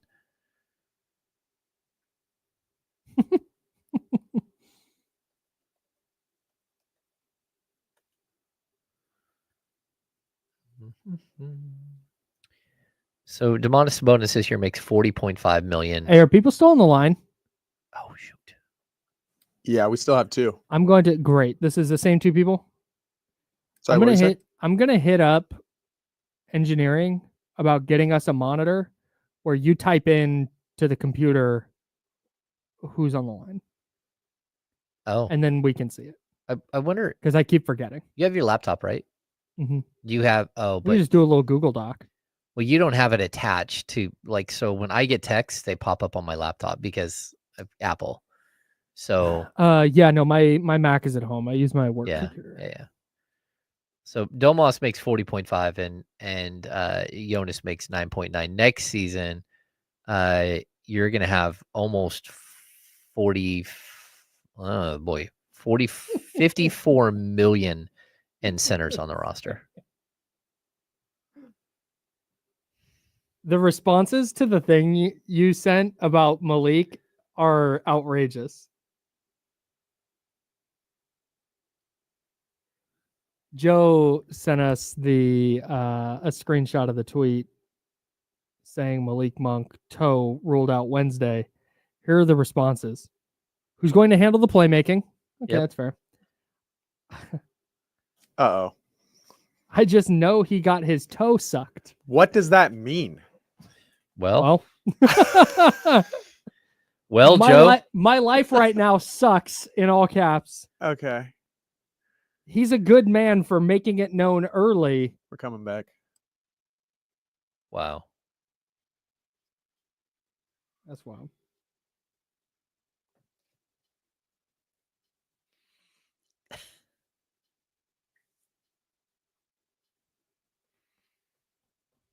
Now, back to the Insiders with James Ham and Kyle Madsen, brought to you by Jiffy Lube on ESPN 1320. The internet's a terrible place. Of course it is. Just confirming. 916-909-1320, 916-909-1320. We talked a little bit of NFL today with avalanche of news coming down. Our guy TC is on the line and wants to talk a little bit of 49ers. TC, what's going on, bro? What's up, big dogs? Hammer, Kyle, what's up? What's going on, man? Just vibing, man. Getting ready for this game tonight. Getting ready to take off. Like I said, man. Hey, like you said, Hammer, the energy, Moker, folks. We're going to need it from the team like we've been seeing. Zach, have another game. Try to get this win, bro. Seriously, let's go, Kings. Love it. As far as the Niners, Kyle, Ham, I'm being dead honest when I say this, bro. Dead serious. This ain't got nothing to do with Kyle Shanahan or nothing. Y'all know how I feel about that dude. But $45 million is more than enough for Brock. I'm not paying Brock 50, 60, 70 or anything, bro. To be honest with you, 30 to 35 is like the max I go for that dude. 45 is a lot, dog. That's more than enough. That's all I got. Hey, TC, you feeling okay? No, I'm feeling more than okay, Kyle. I mean, that's an honest question. You don't think 45 is enough for Brock? No, it has nothing to do with the take. I don't hate the take at all.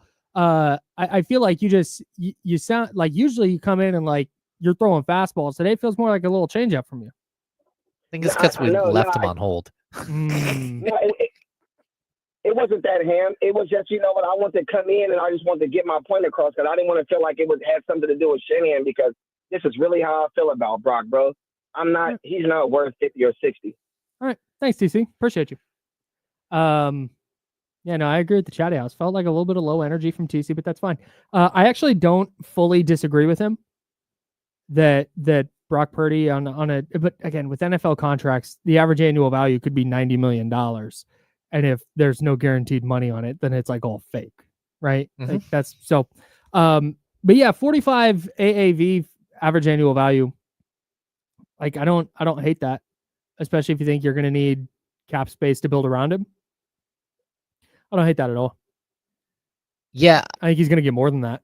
I agree. I'm hoping that somehow his contract does come in around that, but with the understanding is probably going to come in around 50 or 55. Yeah. So this is the thing. Jason La Canfora, who I believe works at the Odyssey station in DC. Okay. Tweeted randomly yesterday that the 49ers are lowballing Brock Purdy because they have offered him his first contract offer was $45 million a year. Which, like, first of all, I don't believe him. Second of all, that's not like a super low ball offer. That's pretty reasonable. Yeah, it's on the low end of what if you had said, hey, generate a realistic range that you think Brock Purdy is going to get, I would have said somewhere between 50 and 60 million annually. Again, structure of the deal matters a lot in the NFL, but just average annual value. If you told me, I'm saying, yeah, 50 to 60 million. So to start at 45 is not crazy. No, 45, 50, 55, 60. That's right. Because that's how negotiations go. The Niners go, hey, how about 45 a year? Brock's people go, hey, how about 70? And then you work your way towards a middle ground. I don't think 45 is a low ball offer at all. I completely agree with TC. If that's where he ended up landing, it wouldn't be like, wow, what a bargain. It'd be like, yeah, no, that's probably about right. I still have questions about Brock Purdy in a situation where he's not going to have prime Deebo Samuel. At some point, he's not going to have prime George Kittle. Nope. At some point, he's not going to have Christian McCaffrey. And what does it look like then? That's the biggest question to all of this. And the 49ers are thinking about that. Brock's not. Brock's trying to get paid. Don't blame him at all. He should. But that's the calculus the 49ers are running right now. Players should always try to get as much money as possible. 100%. Like I totally agree with that. As much money as possible. Can I bring a weird point that our friend Tim Bontemps made in a video chat for ESPN? Mm-hmm. He said, I'm going to be honest, I don't think Anthony Davis should ever play for the Mavericks again. He shouldn't play the rest of this season, and they should trade him this summer. He has, so Anthony Davis, of course, what does he have right now? Is it a knee issue? I believe it's a knee issue. It's an adductor. Oh, that's right. It is an adductor. He's owed 57.6 next year, 62. And then he has a player option at 60, almost 67. So the thinking is you pull the plug this year and tank as much as possible. Yep. Because Kyrie's out. and then this offseason trade Anthony Davis for assets Yeah. and kind of do a soft rebuild. Or a full rebuild because you're going to pay That's Kyrie true. 44 next year. The problem for the Mavericks is they put themselves in a spot where if you try and call and get anything for Anthony Davis, that team is going to say no. Like you traded away Luka.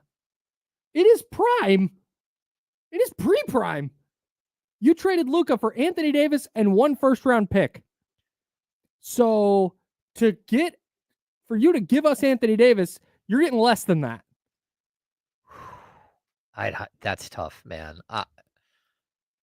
I just wonder, like, what is Anthony Davis's worth? That's the other thing. His value might get super jacked up if there's 12 teams in on him. Yeah, and I mean, he's almost 32, and he's an absolutely incredible defensive player. He's a 10-time All-Star. You know, he won't make All-NBA this year because he's not going to play enough games. But like, this is a phenomenal player, and I don't disagree with the take. I think that they probably do have to trade him, and I think it's possible you get 2 or 3 first-round picks out of him. Really? I do. I think that, Anthony Davis is going to be the way that they get more the actual value out of the Luka trade. God, that would be so funny if they got more for Anthony Davis than they got for Luka.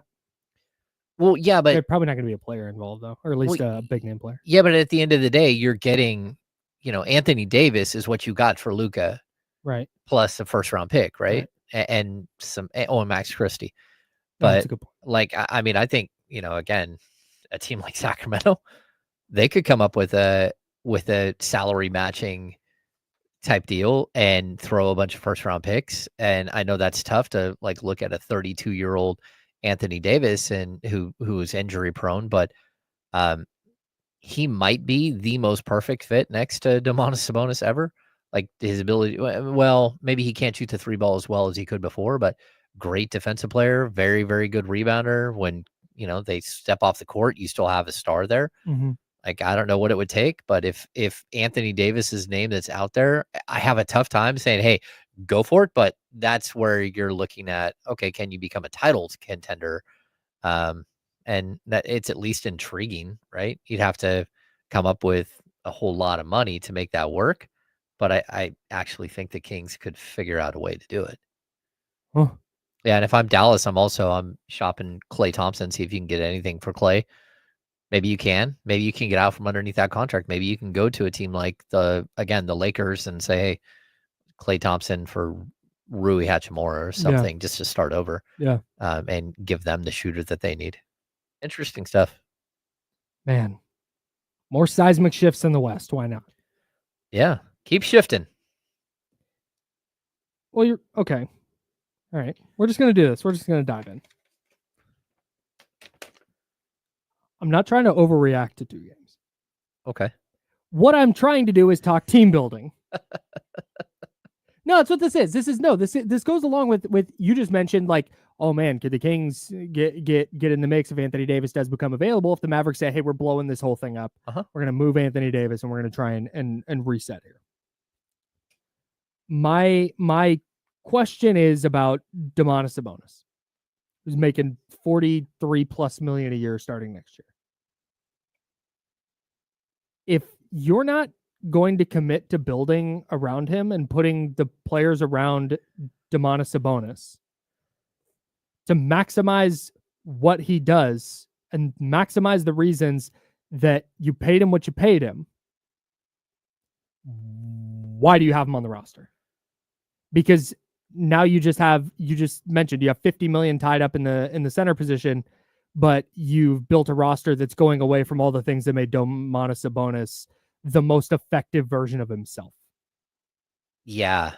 I mean, that's what you could, with the money that he's taking up, you could get another low cost center who's just a big body, and you can start filling in other spots with better players. Okay, so that's just, I know it's not that easy, but that's like the soft logic of music. Yeah, I'm more of the opinion that you've seen what works and what doesn't, and you can admit that you made mistakes here, Mhm. or maybe you can't. I don't know. We'll see. Sure. Like we'll have to see, and we'll have to see who is making these decisions moving forward. But like I see a pathway where you can go reset a couple of positions on this roster without touching the Domantas Sabonis contract, or without touching the Malik Monk or the Keegan Murray contract. So Sure. yeah, I mean, That's what I would like. That's what I want them to build around commit him the to. right way. Yes. Yeah. You've Yeah. seen what it looks like 22, 23. It was all about Domantas Sabonis. Mhm. It was like, dude, look at the leap this guy took. Look at the level of play they went to. And every Kings game you watch, it's like, he's the offensive hub. He's the offensive hub. And then they just went away from that. And then they brought in DeMar DeRozan and Zach LaVine and Malik Monk. All these guys that have to have the ball in their hands. Instead of, hey, let's surround, okay, Domantas Sabonis, not a great rim protector. Let's make sure that there's adequate length and athleticism on the perimeter, maybe even an excess of length and athleticism on the perimeter, to make sure that we're nullifying that. And let's make sure those guys can shoot, and make sure there's a couple of guys who are effective cutters, and just let's build this thing through number 10/11. Okay, so I think you can do that, and I think that there is a way. Again, like Jim Thurkill in the chat says, do we realize that Zach LaVine is a 50-40-90 with the Kings? I think Zach LaVine can actually work with Domas as an offensive player. I would agree. So I think that, like, again, I think he's a better fit than De'Aaron Fox with Domas as an offensive player. Really? I do, because you traded for a guy better shooter for sure. Well, that's the problem. Mhm. Like, we all know that De'Aaron Fox, not only did he not shoot the ball particularly well this season with the Kings, he had to have his career highs in order for this thing to work over the previous two seasons. But also the other problem is that you have two left-handed players, and they never were able to capitalize or figure out how to play those two, like in a two-man game together for long stretches. And I think Zach LaVine and Domantas Sabonis, you can play in a two-man game together for long stretches and just keep feeding that, because of Zach's incredible ability to get to the basket on the right side, but also his ability to shoot the three ball better. Now, on the defensive side of the ball, that's a holy train wreck. And the only way to have those two to beat your best two players is to absolutely stack the roster with long, athletic defensive players. It's the only way to do it. I agree. And I don't know if they can do that.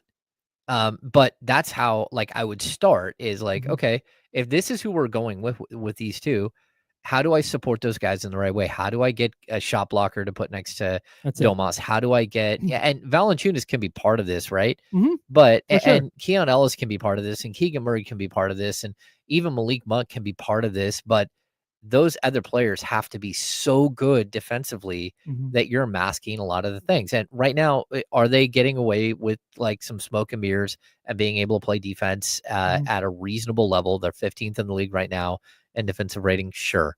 But over the course of a 1, 2, 5 year period, you're going to be a rough defensive team if you don't figure out these other positions.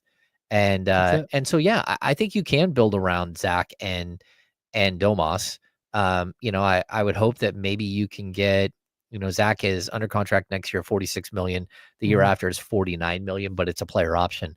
Maybe you can get Zach to say, hey, I would take a longer term, less money deal to stick around. You do have to worry about injury, career, him being like 31 next season, 32 the year after, and then having a long history of injury. But at the same time, like, he's a dynamic scorer. The scoring is never going to be the problem.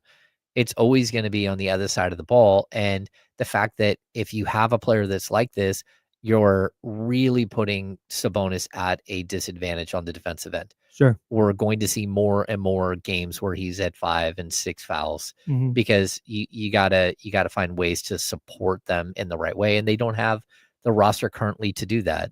Like, that has to be that's kind of like what I'm getting at here is this offseason, and I'm not trying to fast forward too much, but since we're talking about the Mavericks and stuff and them punting on Anthony Davis, I've just been kind of thinking about this when you're watching the Kings without Domantas Sabonis. You're like, all right, well, if you want to make this work, or you can make this work with a $10 million center, and if this is the team build you're committed to, then it would seem to behoove you to just pay less at center. But on the other hand, I don't think you want to just punt a guy like Domantas Sabonis who can give you a triple-double when you do this right, or damn near average a triple-double when you do this right. Mm-hmm. And that's what I would like to see moving forward here is I don't think we're going to get it this year. I don't think there's going to be a version of the Kings this year that is like, hey, we're going to go back to Domantas Sabonis gets the ball and it's a ton of dribble handoffs and it's him orchestrating everything offensively. But what I would like to see is if they're going to move forward with him, make sure you're supplementing the roster that way. In all the ways you just mentioned. That just has to be that has to be the commitment. Instead of, hey, we need another guy that can score. We need another guy that can score. Just everybody can put the ball in the hoop. Like there's a requisite level of offense you have to be able to play, right? You can't be unplayable on the offensive end. That defeats the purpose. Yep. But there's a style of player that fits where there's like a lot of them. There's not a, now if you're looking for a shot blocking 5 who also hits threes, like there's not a ton of those dudes. But if you're looking for a 6'6" to 6'8" wing who can jump a little bit and hit a corner 3 and be switchable on defense, there's enough of those guys that you can revamp your roster. And that's the way I think they have to do it. Yeah, I mean, to be honest with you, a perfect scenario for the Kings is going into next season, Keegan Murray is your starting small forward. Yeah. That's a perfect scenario where you have somebody who can handle that 4 position, that can stretch the floor, that can rebound a little bit, that can play defense. Is why we talk about guys like Bobby Portis. Like they're basically Trey Lyles, but can you get a more mobile, better version, a better defensive version of Trey Lyles? And there are those options out there. Even, again, Cam Johnson. If you go back to the Cam Johnson scenario, or Cam Thomas. I love Cam Thomas. But there is a way in which that in itself can work. I would say a bigger version of that would be better for me. Like I would be happier. And then you have to make the decision if Malik Monk is your starting point guard next year, or if you're going to go to a Keon Ellis and Zach LaVine starting backcourt. We'll see that tonight, most likely. Will that work? And will it work for like an 82 game stretch where you're going without a natural point guard? That's totally possible for this team. That they could do basically what you see from the Denver Nuggets tonight. So maybe you have some of the pieces on the roster already. I think you do. But it's just difficult to put them in the right situations to figure this whole thing out. Yeah, no doubt. Kings, Nuggets, Jonas Valanciunas v. Nikola Jokic, maybe. Everybody on the Nuggets is questionable. We're all questionable. We have no idea who's playing. But hopefully we get that matchup because I think it'd be a ton of fun. We got the handoff coming up next. One of D'Lo or Casey. I think it's Casey's day. Okay. Hopefully one of those two guys is in here. If not, we'll keep talking Kings basketball. And of course, if there's any breaking news, we'll have that for you as well. Stay locked in here. ESPN 1320. Joe Brazil behind the glass. I'm Kyle Madsen. He's James Ham. We're sponsored by Jiffy Lube on ESPN 1320 and Sacramento Sports Center.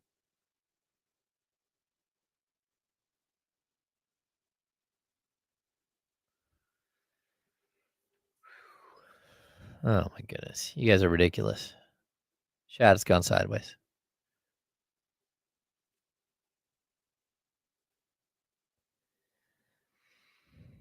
So Jay, can you get Gafford from the Mavs?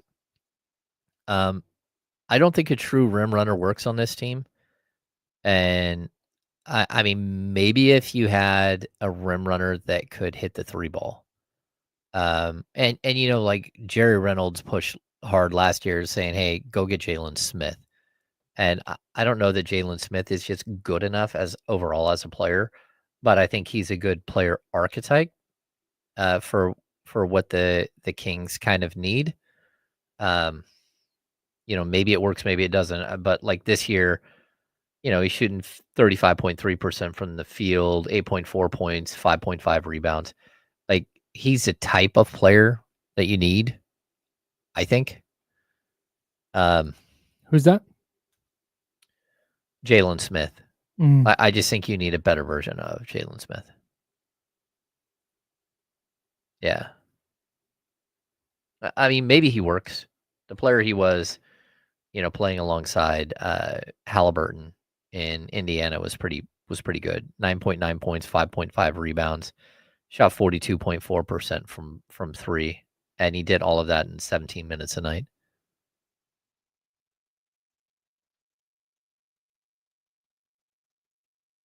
Oh, Bronson. Sorry, Bronson. We had you on the air on hold forever. Is he still on sorry, hold? Bronson. No, he's not. And today's his birthday. Oh my God, Bronson. I'm sorry. I said, well, I texted Joe and Joe said during our little discussion, and I said, hey, tell Bronson we'll get to him here at the end of the segment. And Bronson declined. Yeah. He said, to hell with those guys. Don't want to talk to him anymore. He waited until I picked back up to tell him he's coming on soon to say, actually, no. He was thinking of you guys, though. He said, let him finish strong. I'll call back in tomorrow. Well, salute Bronson. Happy birthday to you. Happy birthday. We'll hear from you tomorrow. I'm looking forward to it. You got a lot. Does anyone have tickets to Friday's game they want to give to Bronson? He's got a baby on the way. Yeah. You got a lot going on, Bronson. You have a lot going on. Love that for him. I'm so excited for Friday. Yeah, it's bad. That's bad by me. Just catching L's today, Kenny. It does. That's a sick hoodie. We had some things going on, though. I don't even know what's on up there. True TV. I'd be a fake soccer fan to wear that. Yeah, no doubt.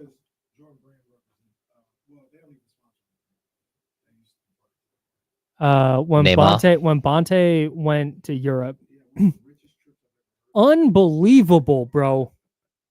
He came back wearing PSG stuff every day. Whole tracksuit, hoodie, jacket, beanie. Oh yeah. Did they give him that stuff, or did he have to buy it all? Oh, of course he bought it. But the Gucci PSG shoes was crazy. It didn't actually have that.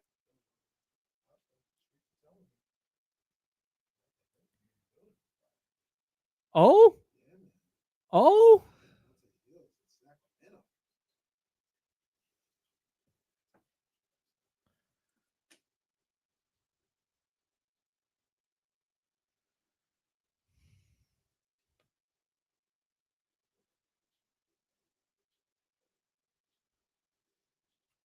Now, back to the Insiders with James Ham and Kyle Madsen, brought to you by Jiffy Lube on ESPN 1320. It's time for the handoff. Kenny Caraway in the building. Let me get your mic on. There we go. Yeah. So is that right that a person who will remain nameless is going to be in Sacramento on Friday? Yeah, the streets are saying we're getting a visit. We're getting a visit at the Golden One Center on Friday. That's how big this game is. Oh my. Night. Yeah, man. Oh my. Yeah. Maybe I'll divulge who it is. Maybe I won't. Maybe everybody. Is that person going to be in studio? No, I don't think so. I'm going to see if we pull up. Yeah, see if we pull up. Oh. Yeah. See if we pull up. You know what I mean? See what's good. I don't want to get ahead of ourselves with Friday's game. I'm really excited for Friday. No, it's going to be dope. That's going to be a lot of fun. The thing I'm frustrated with, and I got to talk to our guy Complex because of my other job. I like to get there early and feel the vibes. Yeah, of course. Yeah. I don't think I'll be able to do that on Friday. So I got to maybe Complex can blow a rabbit out of his hat. Do you want me to fill in for you? Absolutely. Who's the 7-member Asian band that's K-pop that's the most famous band in the world? BTS. Yeah, go ahead, babe. Play BTS right there. Yeah, BTS. Meg Thee Stallion's got a song with Twice. She also got a song with Lisa. Oh no, people are. Come on, man. BTS, they're still the most famous group, right? Yeah, are they together? Are they broken up? No, they're not broken up, but because of mandatory military service. Oh, damn. A lot of them have gone to do their military service, and in the meantime, when they've not been in the military, they've been doing solo stuff. Jeez, that is different than just wanting to go off. Yeah, and no, solo. the scuttlebutt is we're talking K-pop here on ESPN 1320. The same thing happened with NSYNC. Yeah, the Scuttlebutt is that they are going to. That's the whitest thing I've ever said. Scuttlebutt. That's crazy. The rumor is that once they're all done with their military service, they're going to get back together and tour, Have a reunion, which is going to be insane. the highest grossing tour. Oh my maybe God, ever. it'll be ridiculous. Yeah, It's gonna that's be crazy. It's gonna be insane. Can't wait. So I was listening on the way in, and I don't know if you guys shifted directions in the last 5 minutes. It's a smorgasbord today. But Kyle, me and Kyle have been having this discussion, and I've been like trying to push him, like, nah, like we might need to talk about it. But I understood why he didn't. But yeah, the discussion about how you build a team and all this other stuff, fantastic. You guys were breaking it down perfectly on the way in. And this is the question that I was thinking about. And I don't think there's a right or wrong answer. I think it's how you want to build a team. And I'll ask you guys the question. And we'll use Sabonis as the person, because I love Domantas Sabonis and I want to trade him, but I'll ask him the question. I want to, before you ask that, that's what this discussion is not like, man, is Domantas Sabonis good? Like, no, we're all on the same page. He's good. A really awesome player. It's just about how do you build around him? Go on. If you paid Domantas Sabonis, or what do you think is easier to build a team? Paying Domantas Sabonis $40 million and trying to find another top flight player, or, and I'm just going to use his name, I'm not saying this is the guy per se, but paying Zach LaVine $40 million and finding the money to pay people around him that are easier. And let me tell you my preference. I don't think Domantas Sabonis is a 1. I'm not even sure he's a 2. So if you're paying him $40 million, you're going to have to find at least one other person that's way better than him, maybe 1.5. That's interesting. And I think it's easier, like Zach LaVine or a player like that. If you pay him 40, you can find, and once again, I'm not prisoner of moment or speak, you can find a $10-12 million Valanciunas, a $16 million Cam Johnson to piece with him. You don't need necessarily another $40 million player. Yeah, I don't know. The modern NBA, the way that, you do have to have 2 stars. And again, if your 2 stars are Zach LaVine and Domantas Sabonis, number 1, I don't know if you're good enough at all. But number 2, you better build the right roster around them, because you just can't throw those guys out there and say, okay, like this is what we got. So it feels a little bit like they present the same issues. Like you need to build around those guys the same way, like athleticism on the wings, switchability defensively, like where you can mask their biggest issue. I think so. But I don't like. Maybe I worded it wrong though. I think with Domantas Sabonis, you need another $40 million player. With Zach LaVine, I think, and I'm not even talking championship with either, because that's just different. I'm talking about being like a, second round type team. I think with a Zach LaVine type, you can spend $40-45 million on him and not paying anybody else $40 million and be good. You can get, like I said, $12 million for Valanciunas, $16 million for Cam Johnson, another $12 million, $15 million for your point guard, and be a team that's like a second round team. I think if we're just taking all those same names, I kind of feel the same way about a team built around Domas though. Okay. I think you're. I don't think there's a right or wrong. I think answer. it's tough. I think your ceiling's about the same. If it was Zach LaVine specifically, and I know you said he's just an avatar, but just to bring him down specifically for a second, the injury stuff is big for me. When it comes to if we're just, I know it's not about these 2 guys, but if we're going to make it that discussion, that's where I lean Domas in that specific instance, because I know I'm going to get him for 80 games a year ish. Between 75 and 80 games a year. Yeah. Whereas Zach LaVine, I might get him for 65, but I might also get him for 18. Yeah. Well, that and like Domas, to talk of him being a bad defender, it's not accurate. He's not a shot blocker. He's not a bad defender. And so if you really look at, him as like a position defender or even a team defender, he's fine. It's just that he's not a shot blocker. And the fact is, like, this team should have found the shot blocker to go alongside him a long time ago. If that's what you need, if that's what you want, you also could have found the defensive wings to go around him. I think like having the combo of Fox and Domas It was just so super clear what you had to have around Yeah. them. Get as many shooters as possible. It doesn't matter if they're good defenders or bad defenders. Just load the team up with as many shooters, a Trey Mhm. Lyles, a Keegan Murray, a Kevin Huerter, Malik Monk. Just keep adding 3-point shooters.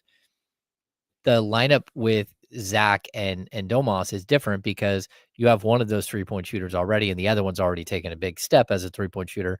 But now it's like you have to have long athletic defenders. That's just the way it goes. And so if you can build that, it's possible that you could take off and this team could find some high level success. I don't know if it's going to be championship level success, but I think it would depend on the level of player that you were able to put around them. And that doesn't, again, Keegan Murray could be your other 18 to 20 point per game scorer in the future. There is still a possibility of that, but you have to have a completely different roster in order to support that. Yeah. I just think it's an interesting discussion. And like I said, I don't believe there's necessarily a right or wrong answer. Just how you want to build the team, how you want to go about it. Yeah, I think what it comes down to is you're saying, if the contracts are equal, Mhm. call it $40+ million. Mhm. Would you rather have a $40+ million player who is going to be your number one scorer, Mhm. or would you rather have it be a guy like Domas, who's maybe not your number one scorer, but he's going to get you 15 rebounds a night, and he's going to get you, in the right situation, 7, 8, 9, 10 assists a night. Right. Yeah. And in some cases, once again, because people like to clip and do all this other stuff, aggregate, that's the word they say.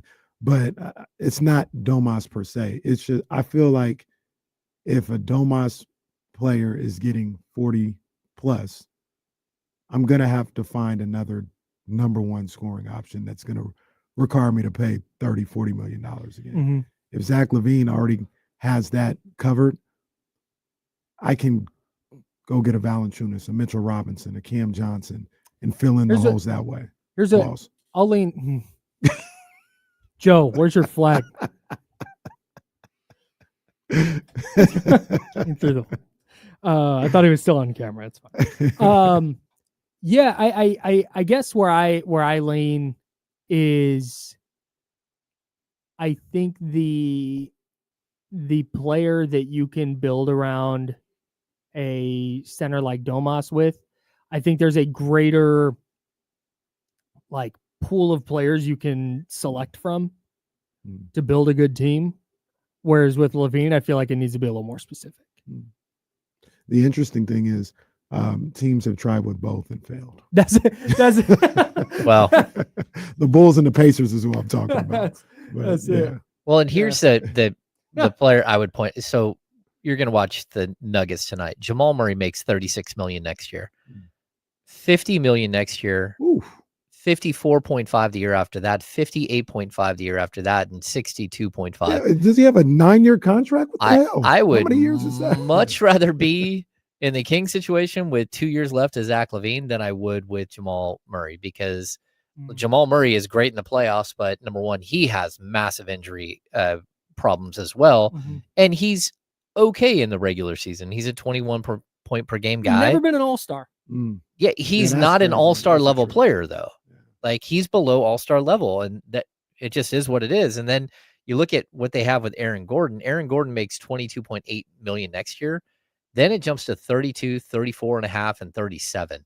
Like, they're already for next year. And we didn't even talk about Michael Porter making 38 and 40.1. Like, we're talking about a team that their payroll for next season with not even close to 12 players, 13 players is $203.5 million for next year.